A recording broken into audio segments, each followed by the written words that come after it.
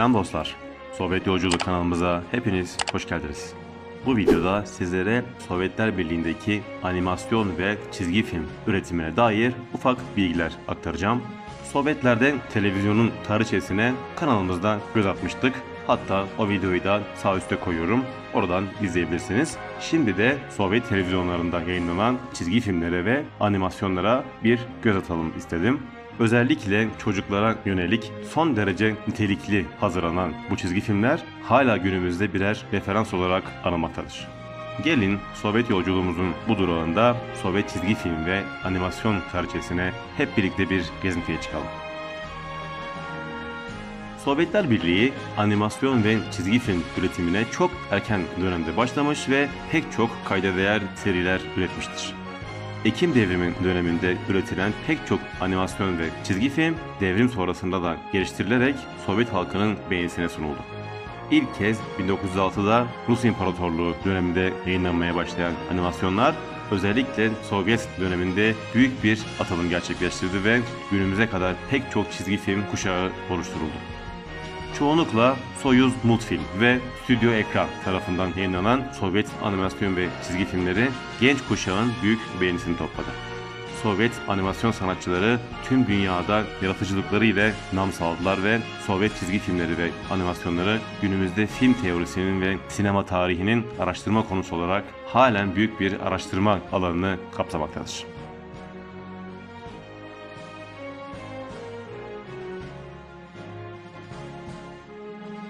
Çarlık döneminde ilk Rus animatörü Maneski tiyatrosunda durağan 3 boyutlu objeleri hareket edermiş gibi gösteren stop motion türünde filmler üreten Alexander Shiryaev'dir.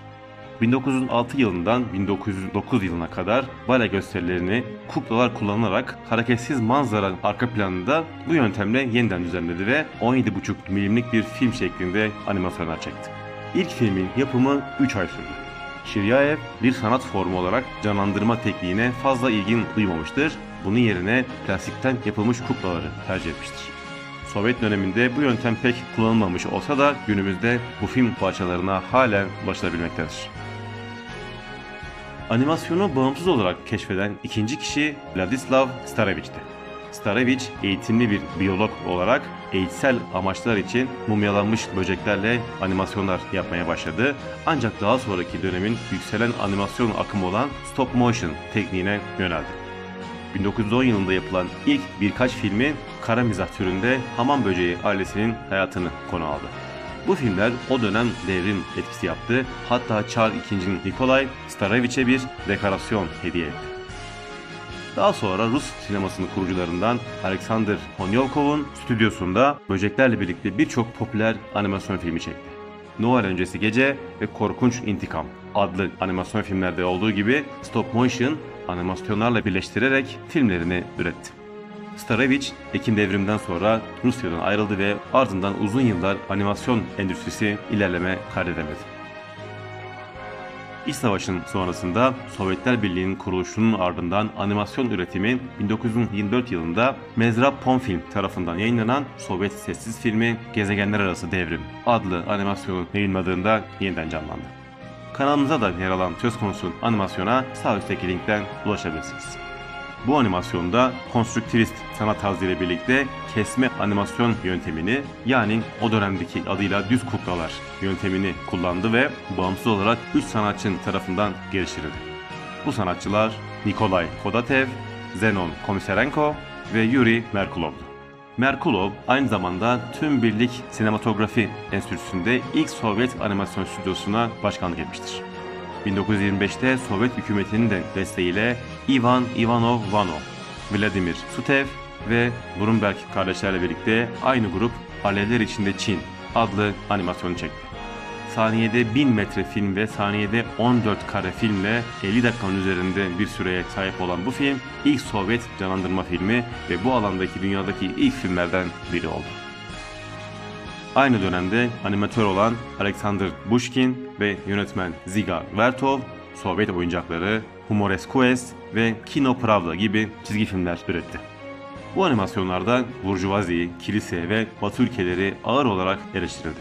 1927 yılında Merkulov, Ivanov Vanov ve Daniil Cherkes çocuklara yönelik hazırlanan ilk Sovyet çizgi filmler olarak kabul edilen Afrikalı Senka ve Buz Pateni Pisti adlı çizgi filmleri çekti.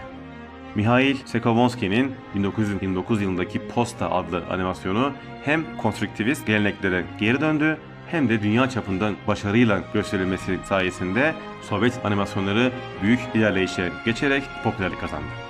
Aynı zamanda Sovyetler Birliği içerisinde de animasyon algısını bir sanat formu olarak değiştirdi. Posta animasyonu aynı zamanda renklendirilmiş ilk filmlerden biri oldu.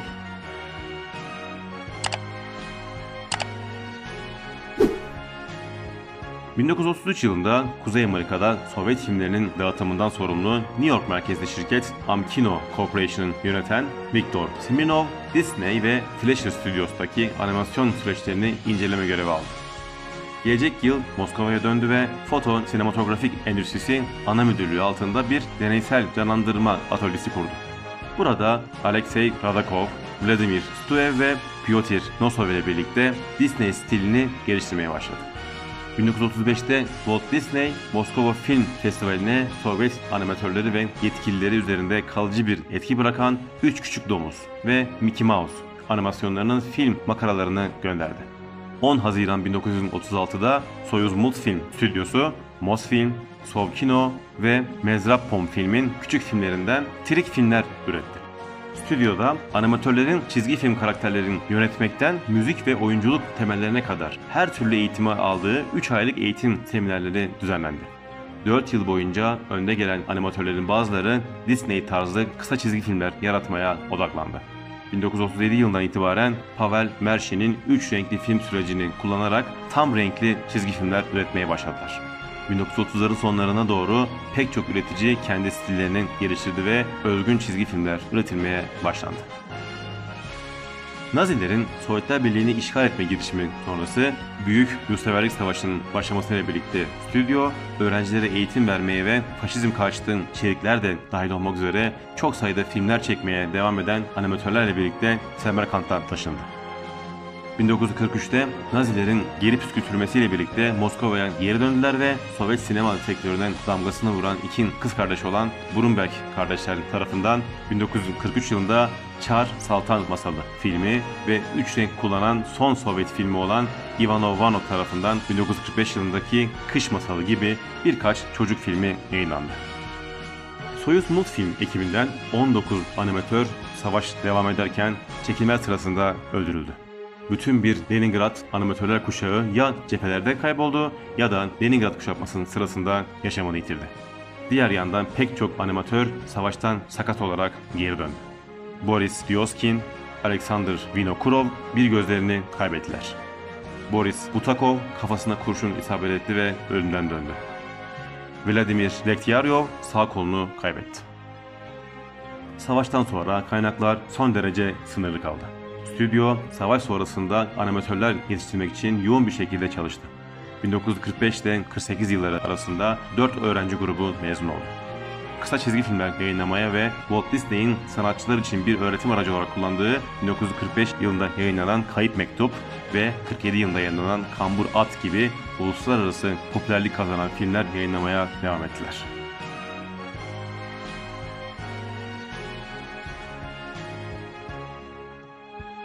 ...60 yılların ortalarına itibaren birçok animatör kendi özgün stil ve yaklaşımlarını geliştirdi.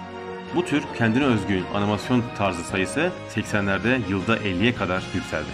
Mini çizgi diziler ve antolojiler yaygınlaştı. Diğer yandan uzun metrajlı çizgi filmlerde çarpıcı bir şekilde azalma görüldü. Yönetmen Boris Stepansev çizgi filmlerde pek çok tarzın denemesiyle popüler hale geldi.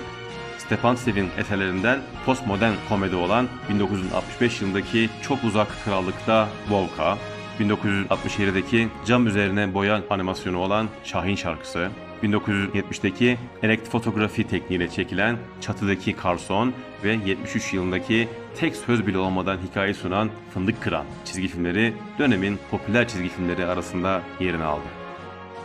Diğer saygın yönetmen Boris Dioskin, futbol, hokey, kayak, boks gibi çeşitli spor dallarında yarışan iki takım hakkında popüler bir komedi çizgi film dizisi başlattı. Bu yapım 1963'ten 81 yılına kadar sürdü ve müziklerle senkronize edilmesiyle popülaritesini artırdı. Benzer olarak Roman Kaçanov çocuklar için sayısız çizgi filmler üretti. Kukla animasyon tarzındaki 1964 tarihli Küçük Bir Kurbağa Babasını Arıyor, 1967 tarihli Eldiven ve Soyuz Multfilm'in 1969'dan günümüze kadar ikonik karakterleri haline gelen Cheburashka serisi bugün bile halen popülerliğini korumaktadır. Benzer olarak günümüzde hala büyük beğeni alan rock müzik ve hippie kültürlerinden yoğun olarak etkilenmiş bir canlandırma filmi olan 1969 tarihli Bremen Mızıkacıları yayınlandı. Roman Davidov'un Mowgli'nin Maceraları adlı mini serisi 1967'den 71'e kadar Sovyet televizyonlarında gösterildi. Sovyet animatörlerinden Yuri Norishstein 1975 tarihli Sis'teki Küçük Kirpi ve 79 tarihli Masalların Masalı çizgi filmleri uluslararası festivallerde çok sayıda ödül aldı. Masalların Masalı 1984 yılında Los Angeles'taki Olimpik Sanat Festivali'nde ve 2002 yılında Zagreb'teki Animafest Zagreb'de tüm zamanların en iyi animasyon filmi seçildi. 1969'da Sovyetler Birliği ve Rusya tarihinin gelmiş geçmiş en popüler animasyon serisi ortaya çıktı. Peki bekle. Nu Pogodi. Vyacheslav Kotyonotkin tarafından yönetilen seri, Sovyet tarzı çizgi dünyalar arasında bir tavşan peşinde koşan kurdun hikayesini anlatmaktadır. Aslında görünüşte basit minyatürlere sahip olan seri, kaliteli animasyonlara, kapsamlı müziklere ve bölümlerine kurnazca yerleştirilmiş alt metinlere sahiptir ve bu içerikler sayesinde popülerliğini katlayarak devam ettirmiştir. Orijinal seri 1969 yılından 93 yılına kadar sürmüştür. 2000'lerin ortalarında Rusya'da seriyi yeniden başlatmak için tekrar girişimlerde bulunmuştur. Peki Bekle serisi çizgi film tarihinin en iyi eserlerinden biridir.